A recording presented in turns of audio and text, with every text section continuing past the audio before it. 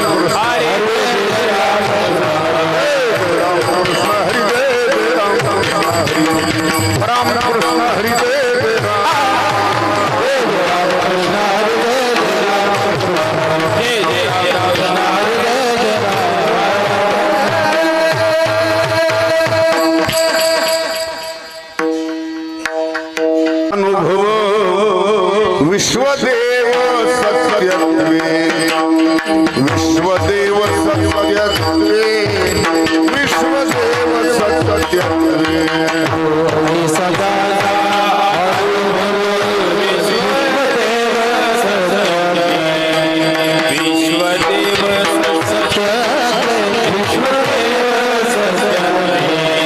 देवतया जवळी असे पापनासे दरोषणे पापनासे दरोषणे पापनासे दरोषणे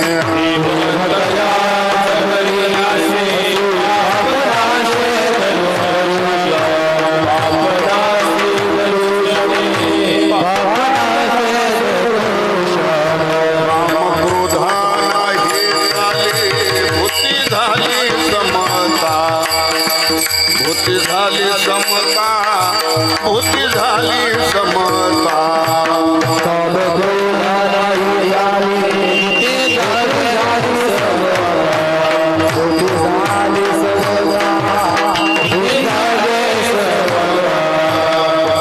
भेदा भेद गेला वाद खंडोनी गेला वाद खंडोनी गेला वाद खंडोनी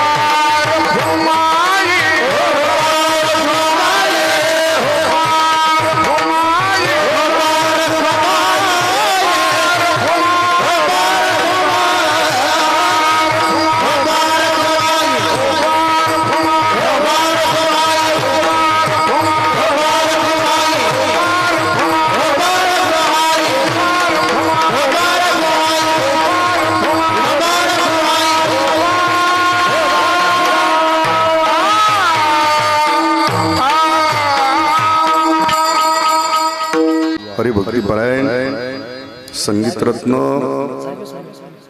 ओंकारजी महाराज जगताप आळंदीकर आणि त्यांना साथ करतील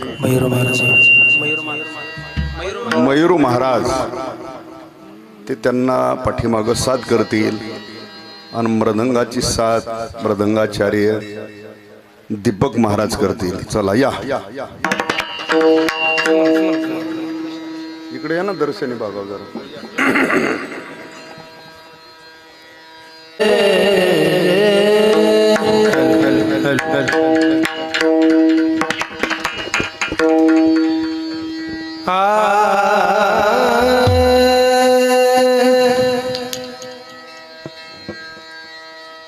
हेलो हेलो बेस आवाज कडक करायचा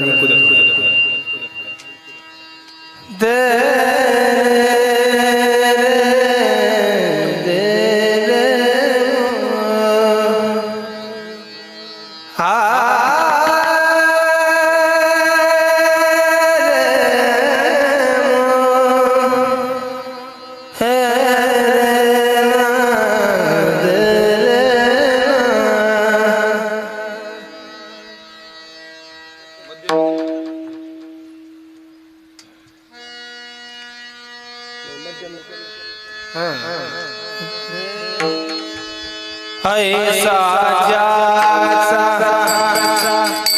अनुभव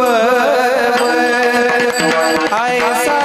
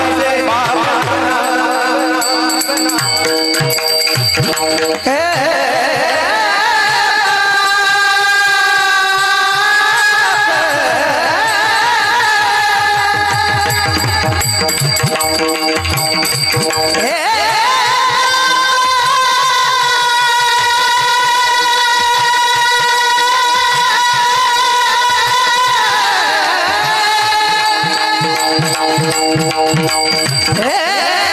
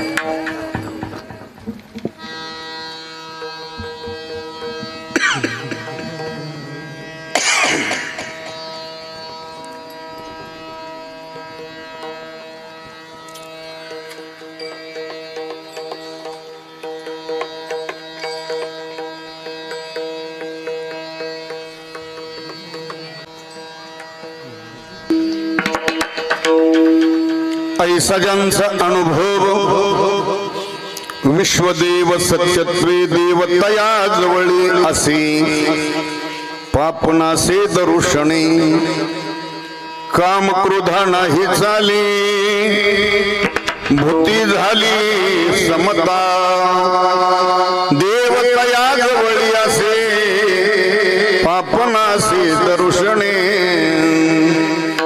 तुका म्हणे भेदा भेद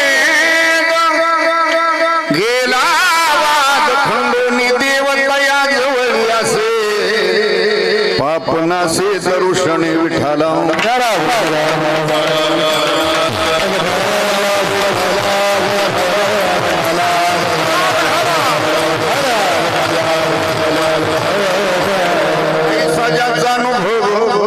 विश्वदेव सत्यत्वे देवतया जवळी असे पापनासे दरुषणे प्रस्तुत प्राप्त प्रसंगी प्राप्त स्थळी सेवेकरता उच्चारलेला अभंग महान भगवत भक्त संत सम्राट वैराग्य मूर्ती विश्वसंत तुकोबाराय यांचा हा 4 चरणाचा अभंग सेवेकरता उच्चारलेला या अभंगामध्ये विश्वसंत तुकोबाराय यावत विश्वामध्ये महात्म्यांच्या साधूच्या जीवनामध्ये आलेला अनुभव आलेली अनुभूती काय आहे ती प्रथम व्यक्त करतात आणि अभंगाचा महत्वाचा मुद्दा असा आहे की भगवान परमात्मा हा कुठे असतो कोणा जवळ असतो ते भगवंताचं ठिकाण अर्थात भगवंताचा पत्ता सांगणारा हा अभंग एवढाला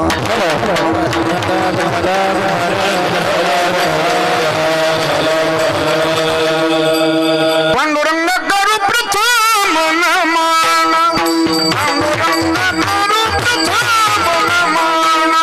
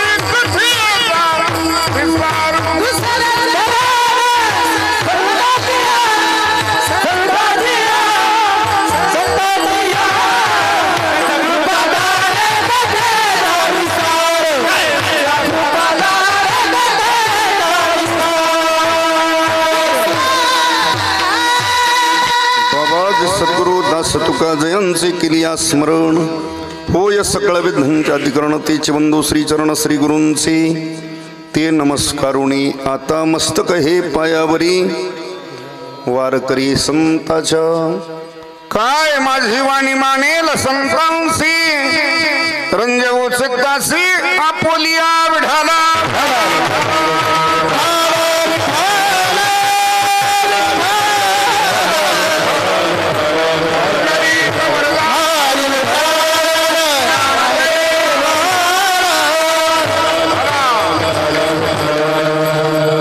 सेवेला सुरुवात करण्यापूर्वी थोडासा परिहार तो म्हणजे असा प्रतिवर्षाप्रमाणे गेली 24 वर्षापासून चालत असलेला हा भगवान शनेश्वरांच्या जयंती उत्सवानिमित्त प्रतिवर्षाप्रमाणचा आपला हा कीर्तन महोत्सव 3.5 दिवसाचा,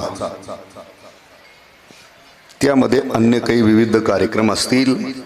उपस्थित असलेले सर्व भाविक माता भगिनी तरुण मंडळी ग्रामस्थ मंडळी आणि पंचकृषीतून येणारी वारकरी संप्रदायावर नितांत श्रद्धा असलेली आपण सर्व सुज्ञ मंडळी, उपस्थित सर्व गुणीजन, गायक वादक, ज्येष्ठ श्रेष्ठ, वयोवृद्ध तपोवृद्ध ज्ञानवृद्ध सर्वांच्या उपस्थितीत सहकार्याने संपन्न होत असलेला थोरा मोठ्यांच्या कृपाशीर्वादाने चालत असलेला प्रतिवर्षाप्रमाणचा गेली 24 वर्षापासूनचा म्हणजे 2 तपाची पूर्तता आहे. आणि प्रत्येक वर्षामध्ये मला वाटतं मागच्या एक काहीतरी 7-8 वर्षापूर्वी एक कीर्तन 7 असं काहीतरी आहे, पण त्यावेळेला काही एवढं डेव्हलप नव्हतं. 14ला का लय ध्यानात ठेवलंय तुम्ही, ठीक आहे. तिथून पुढं बरंचसंही डेव्हलप झालंय हळूहळू, ढाळे ढाळे केतुलेने एक वेळे, ठीक आहे, प्रगती होत चालली. पण एक करायला पाहिजे होतं, जेवण ठेवलंय ना तुम्ही, कीर्तन 7 ते 9 पाहिजे होते. काही मला गेलेले दिसले गडी, हा म्हणजे खाल्लं फुकाटन गेले झोपाय. त्याच्यापेक्षा 7 ते 9 कीर्तन ठेवलं असतं. काही कामाचा पिरियड नव्हता हा. तो वातावरणही प्रसन्न राहतं, कारण जोपर्यंत रिकाम आहे ना तोपर्यंत ऐकण्यावर बिचित आता हल्लय काच काटून तर काय महाराज काय सांगू, ते डोळा लागतो, जांभळी येते. होय निवृत्ती महाराज तसंच आहे ना ते. बघा पुढच्या वर्षी बदल झाला तर 7 ते 9 कीर्तन ठेवा, त्याच्यानंतर जेवण. 10 वाजता तर सगळे मोकळे होतात, काही अडचण येत नाही. बघा तुमचं आता कसं मंडळाचं ग्रामस्थांचं नियोजन असेल तसं असो. आपला हा सुरू झालेला नाम सप्ताह, त्याच्यातली आजची ही 2ऱ्या क्रमांकाची सेवा, आमचे परमार्थ प्रेमी शेलार अण्णांनी ती माझ्यापर्यंत दिलेली सेवा म्हणून इथपर्यंत येण्याचा योग, तुमच्या दर्शनाचा एक योग. जास्त प्रस्तावना सांगून मोकार वेळ घेत नाही. विठाला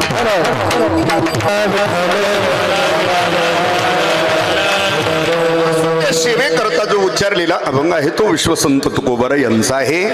या अभंगामध्ये महाराज साधूच्या महात्म्यांच्या जीवनामध्ये आलेली अनुभूती, आलेला अनुभव काय आहे तो प्रथम व्यक्त करतात. आणि महत्वाचा मुद्दा असा आहे की भगवान परमात्मा कुठे असतो, कोणाजवळ असतो, ते भगवंताचं ठिकाण अर्थात भगवंताचा पत्ता या अभंगामध्ये सांगितलेला आहे. देवतया जवळी, देवतया जवळी, देवतया जवळी मना असे असे कोणाजवळ. मग इथे या अभंगामध्ये कोण्या भगवत भक्ताचा, कोण्या साधूचा, कोण्या संताचा नाम निर्देश केलेला नाही, पण लक्षणं जी सांगितलेली अभंगामध्ये ती खरी साधूची, भगवत भक्ताचीच लक्षणं आहेत. ती लक्षणं ज्यांच्याकडे आहेत महाराज म्हणतात त्यांच्याजवळ असतो. कोण? देवतया जवळी. मग कोणाजवळ?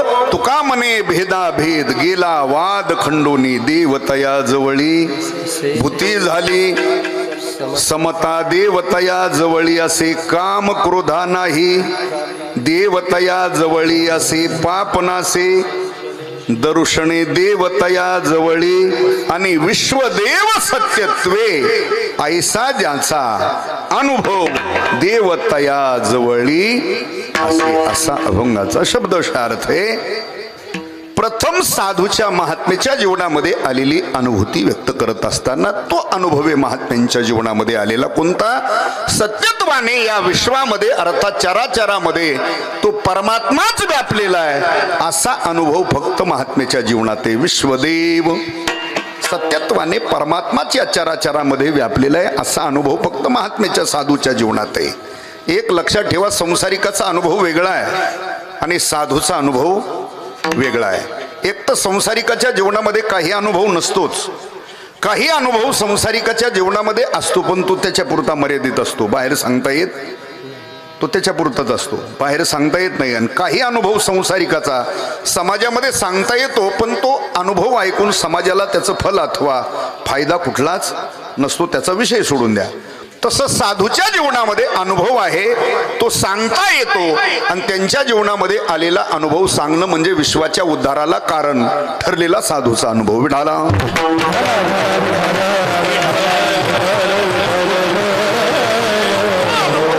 जीवनामध्ये विश्वदेव सत्यत्वे साधूच्या दृष्टीने जगतच भगवत स्वरूप आहे, विष्णुमय जग.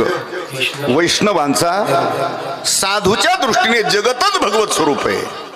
पशु प्राणी कृमी कीटक झाड दगड चराचरामध्ये ते परमात्मा सोडून या विश्वामध्ये वेगळं काही त्यांना परिचितीला येत नाहीये. जगाचा विचार केला तर जगामध्ये अनेक प्रकारचा जनसमुदाय. महाराज म्हणतात प्रकाराचे 3 तुका म्हणे केले. काही सत्वगुणी माणसे जगात, काही रजोगुणी माणसे आणि काही तमोगुणी माणसे. पण विश्वदेव सत्यत्वे हा अनुभव कोणाचा आहे त्यापैकी?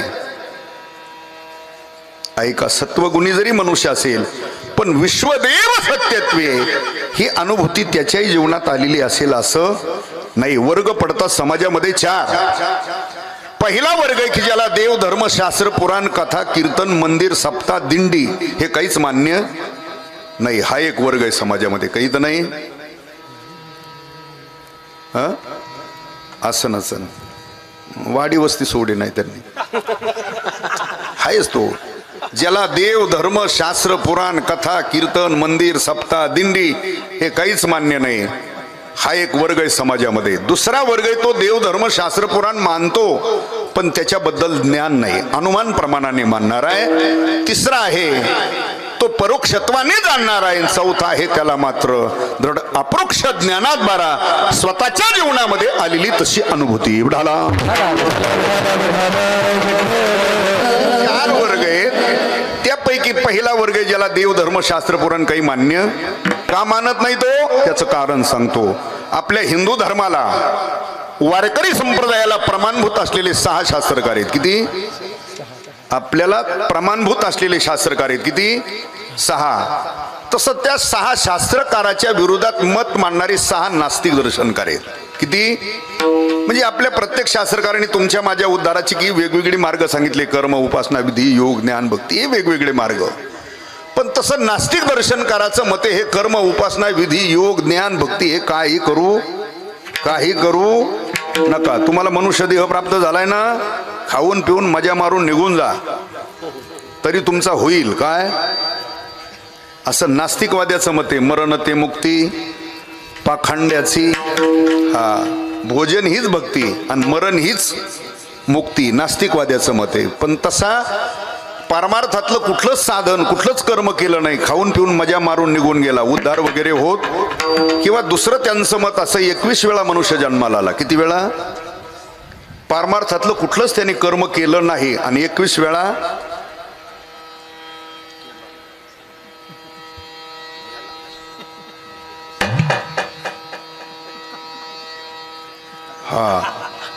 तरी त्याचा उद्धार होतो. पण तसा उद्धार वगैरे होत. पण हे नास्तिकवाद्याचं मत आहे. आणि आज जो समाजामध्ये देव धर्म शास्त्र पुराण न मानणारा हा त्यांच्या मताचा असल्यामुळे तुम्ही देवाबद्दल धर्माबद्दल त्याला किती सांगण्याचा प्रयत्न करा तो मानायला तयार. तो उलट म्हणतो महाराज जर तुमचा देव असता, आपला सुद्धा म्हणत नाही तो, जर तुमचा देव असता तर एखाद्या दिवशी कुठं भेटला दिसला. ज्या अर्थी आतापर्यंत देव भेटला नाही देव दिसला नाही त्या अर्थी जगात देवच. कारण हे सुद्धा मत त्यांचंच आहे. कोणाचं? जेवढं डोळ्याला जगात दिसतं तेवढंच ते खरं मानतात. चक्षुर्वै सत्यम. जेवढं डोळ्याला दिसतं तेवढंच ते खरं मानतात. जी वस्तू दृष्टीला दिसत नाही ती वस्तू त्यांच्या दृष्टीने जगात नाही. आता देव दृष्टीला का दिसत नाही त्याची शेकडो कारणं सांगितलेली आहेत. पुन्हा का दिसत नाही, पण त्याला एकच विचारावं, बाबा तुम्ही नास्तिकवादी जेवढं दिसतं तेवढं जर खरं मानतात तर जगामध्ये अशाही काही गोष्टी आहेत की त्या दृष्टीला दिसतात पण वस्तुतः त्या नसतात. अशाही काही गोष्टी आहेत. मला सांगा, मृग जेव्हा डोळ्याला दिसतं की नाही, त्याच मृगजळाला आपल्या ग्रामीण भागात दुसरं काय म्हणतात, त्याला झळाया किंवा झळा म्हणतात. झळा किंवा झळाया म्हणतात, त्यालाच ते मृगजळ म्हणतो आपण. आता ते मृगजळ डोळ्याला दिसतं की नाही, दिसतं. पाऊस काळा दिसतं की नाही, तरी हाच. हा तेच म्हणलं इथंचे का आले चक्कर हाणून. मृगजळ कधी दिसतं, उन्हाळ्यात दिसतं. पाऊस काळात दिसत नाही मृगजळ, हिवाळ्यात दिसत नाही, उन्हाळ्यात सुद्धा दिसतं. ते उसात बसल्यावर दिसत नाही. ते ज्ञानोबराय म्हणतात उखीर रानावर म्हणजे माळ रानावर दिसतं.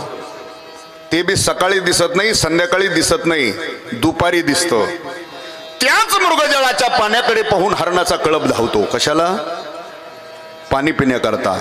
त्या कळपाची ताण भागली का त्या पाण्यावर, नाही भागत. किंवा ज्ञानोबराय म्हणतात त्या पाण्यावर, कोणत्या, मृगजळाच्या पाण्यावर कुणी साळी किळी बाग बगीची अजून काही लावलेली नाही. याचा अर्थ असा आहे त्या पाण्यावर कुणी बाग लावली नाही की साळी किळी बाग बगीचा लावित नाही. त्या पाण्यावर मृगजळाची, त्या पाण्यावर हरणाच्या कळपाची ताण भागत नाही. दुसरं कारण ते सकाळी दिसत नाही, संध्याकाळी दिसत नाही, दुपारी जे दिसतंय ते वस्तुता नाही, ते भास मात्र आहे. ढाला सांगाव बाबा, मृगजळ डोळ्याला दिसतंय, तुम्ही दिसतं तेवढं जर खरं मानतात तर मृगजळ डोळ्याला दिसतंय. आहे का पाणी ते? मग त्याला एकच बाबा विचारावा, तुम्ही नास्तिकवादी जगात देवच नाही म्हणता, हे चित्र विचित्र चेतन जगत निर्माण झालं आणि या विश्वाचं पुढे कार्य घडतंय म्हणजे त्या विश्वाला सुद्धा कुणीतरी करता, निर्माण करणारा आणि विश्वाचा व्यवहार चालवणारा कुणीतरी करता अधिष्ठान परमात्मा असल्याशिवाय जगत झालंय नाही, जगाचा व्यवहार चालत नाही. इवडाला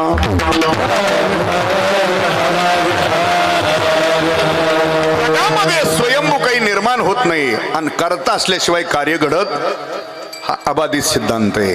कार्य घडतंय म्हणजे कुणीतरी करता आहे आणि करता असल्याशिवाय कार्य घडत नाही, हा अबाधित सिद्धांत आहे ना. आता हा 24 वर्ष चालू आहे काय,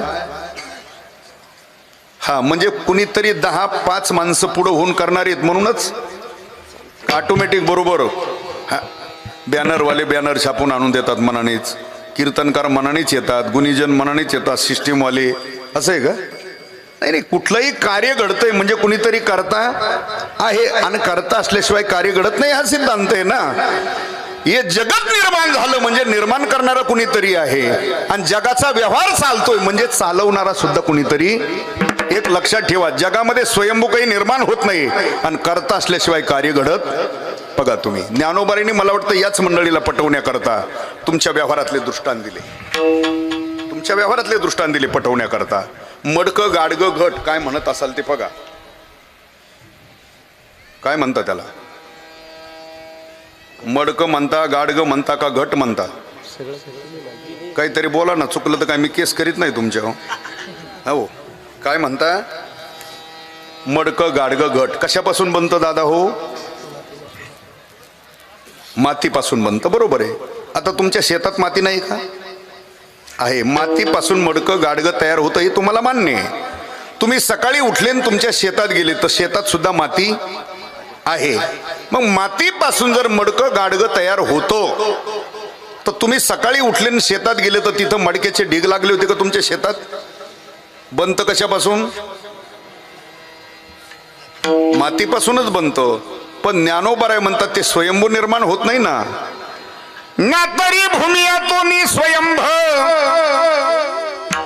काय घडिया गाडग्याचे निकोंब ते कुलाल मतीचे गर्भ उमटले की. ज्ञानोबाराय म्हणतात ना तरी भूमियातून स्वयंभ काही घडिया गाडग्याचे निकोंब ते स्वयंभू निर्माण होत नाही मातीपासून. ज्ञानोबाराय म्हणतात साधं तुमचं व्यवहारातलं मडकं बनवण्यास करता सुद्धा गरज आहे. कोणाची? कुंभाराची गरज आहे ते कुलाल मतीचे गर्भ उमटले की. तुमचं व्यवहारातलं मडकं गाडगं सुद्धा कुंभाराशिवाय तयार होत नाही. त्यापेक्षा ज्ञानोबराय पुढे जाऊन बोलतात, ना तरी सोने लेणे होणे घडे,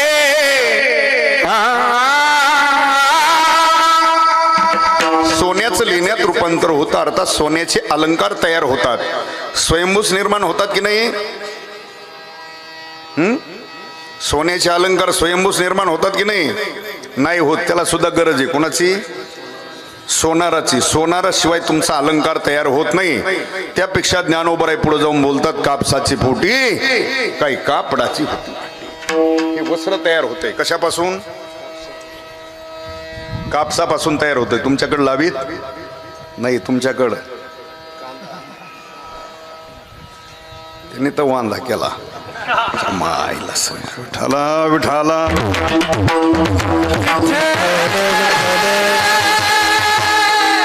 आमच्याकडे मराठवाड्यात लावतात काय? कापूस लावतात. पण कल्पना करा तुमच्याकडे लावलेला आहे 2 एकर. कापसापासून वस्त्र तयार होतं मान्य आहे. कुणीतरी अर्जंट पाहुणे आले तुमच्याकडे, कधी न आलेले, थांबायला तयार नाही. त्यांना तर कपडे घेतले पाहिजे पण जवळ पैसे नाही. आणि येवल्याला जाऊन उधार आणावं म्हटलं तर जवळ साधनही काही. काय करावं ते गावात धावपळ करू लागलं. 4-2 जण भेटले. काय धावपळ चालली रे? ते म्हटलं पाहुणे आले, कधी ना आलेले, थांबायला तयार नाही. त्यांना कपडे घेतले पाहिजे पण जवळ पैसे नाही, मार्केटमध्ये जायला साधन नाही. अरे म्हटलं वेड्या, कुठं धावपळ करतो? तुझ्याकडे 2 एकर आहे लावलेला काय? आणि हे बंद कशापासून? आण 1-2 साड्या, 1-2 धोत्र, 1-2 उपरणे तिथून भेटतील काय? पण बंद कशापासून?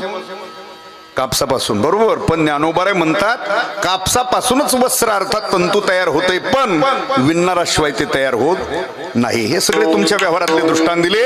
कुंभाराशिवाय घट तयार होत नाही, सोनाराशिवाय अलंकार तयार होत नाही, विणणाराशिवाय वस्त्र तयार होत नाही, चित्रकाराशिवाय चित्र तयार होत नाही. तसं हे चित्र विचित्र चेतन जगत निर्माण झालं म्हणजे त्या विश्वाला कोणीतरी निर्माण करणारा अधिष्ठान परमात्मा असल्याशिवाय जगत झालं नाही आणि जगाचा व्यवहारही चालत नाही. विठाला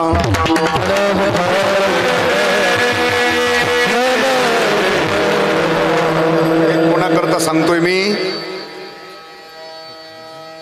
कीर्तनात आलेल्या करता नाही. हे चाललेलं ज्याला मान्य त्याच्याकरता सांगतोय. हा एक वर्ग आहे. दुसरा वर्ग आहे तो देव धर्मशास्त्र पुराण मानतो पण त्याच्याबद्दल ज्ञान नाही. कशावरून मानतो? ही मंडळी परंपरेने नामसप्ताह करतात, आळंदी पंढरीची त्र्यंबकची पैठणची वारी करतात, एकादशी सोमवार करतात, कीर्तन भजन करतात, नित्यनेम करतात, हरिपाठ करतात, पूजापाठ करतात.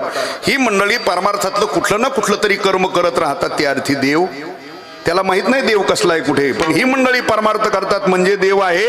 याला अनुमान प्रमाण म्हणतात. पहिला मानतच नाही, त्यापेक्षा हा अनुमान प्रमाणाने का होईना मानतोय. आपल्यात म्हणतात दगडापेक्षा. हा चला पुढं.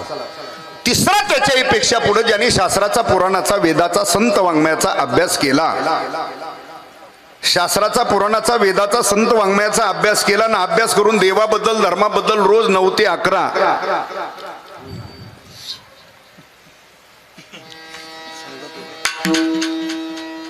सांगतोय. 9 ते 11 देवाबद्दल, धर्माबद्दल. परमात्मा असा आहे, परमात्मा तसा आहे, माझ्यातही ब्रह्म आहे, जगातही ब्रह्म आहे. देवा सांगतो पण अनुभूती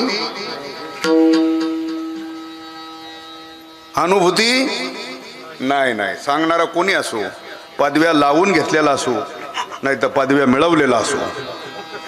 तुम्ही म्हणणार अहो महाराज लय अभ्यासू आहेत, ते विद्वान आहेत, किती अभ्यास असू दे, मला नको सांगू. ते मी सांगतो तेच ऐका. आता तो देवाबद्दल, धर्माबद्दल सांगतोय. तो अनेक ग्रंथाचं अध्ययन अध्यापन करून, थोरा मोठ्याकडे राहून श्रवण करून देवाबद्दल, धर्माबद्दल सांगतोय. तो शब्द ज्ञानाने सांगतोय. कशाने सांगतोय? शब्द ज्ञानाने सांगतोय. अनुभूती नाही कुणालाच सांगणारा कोणी असू द्या. चला चौथा वर्ग त्याच्याही पेक्षा पुढं, ज्याने शास्त्राचा, पुराणाचा, संत वाङ्मयाचा अभ्यास केला आणि शास्त्र, पुराणाचा, वेदाचा अभ्यास करून तेवढ्यावर त्यांचं जीवन थांबलं नाही. मग अगोदर त्यांनी स्वतः देवत्व ही स्थिती प्राप्त करून घेतली. कोणती स्थिती?